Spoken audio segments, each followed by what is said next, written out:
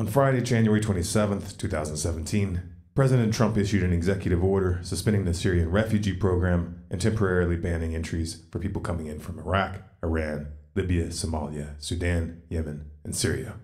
The backlash has been fierce, and public figures from around the world have voiced their outrage. On one hand, this is understandable, given the humanitarian implications. However, one has to ask, where was this outrage when the refugee crisis was being created? Where was the righteous indignation in 2011 when the Obama administration toppled the Libyan government? First by sending in the CIA to back rebel groups that ended up having direct ties to Al-Qaeda, and then using airstrikes to finish the job. Prior to this intervention, Libya had one of the highest standards of living of any country in Africa. They even had free healthcare. Today, the country is a failed state, plagued by ongoing violence. That's why these people are trying to escape. And where was the righteous indignation in 2012, when the US began providing weapons, money, and training to rebel groups in Syria in an attempt to overthrow Assad? Even at the time, it was known that most of these weapons were ending up in the hands of jihadists. And it was no secret that these groups were committing horrific atrocities. Again, why do you think these people are trying to escape? And then there was Yemen, where the Obama administration quietly supported Saudi Arabia's bombing campaign for over a year, before finally getting their hands dirty and launching direct airstrikes in 2016. This warmongering continued till the very end.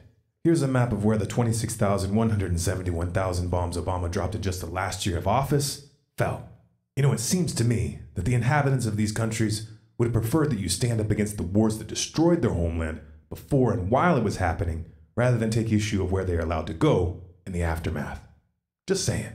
None of this is a defense of Trump's order. It doesn't make any sense that Iran be included on the list, while Saudi Arabia, United Arab Emirates, and Egypt get a free pass, especially considering that Saudi Arabia is the most prolific purveyor of Wahhabi extremism in the world. Unless, of course, you look at this through a geopolitical lens, which brings us back to the real crux of the issue: war. After 8 years of covering for Obama's foreign policy, the left already has a credibility problem.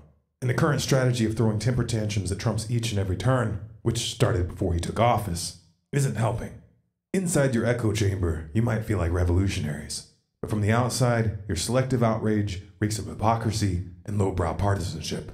You're also burning through your ammunition before the battles that are really going to count, like another war or an expansion of police state powers. Make no mistake, Trump is just getting warmed up. Break the echo chamber. Share this with someone who needs to hear it, or with someone you think might already get it. This video is Creative Commons. You have permission to download, copy, and distribute it by any means. If you would like to support our work, you can donate at stormcloudsgathering.com/donate. You can find the transcript, sources, and original video at stormcloudsgathering.com at the link below. For more, subscribe to Storm Clouds Gathering on YouTube and follow us on Facebook, Twitter, and Google+.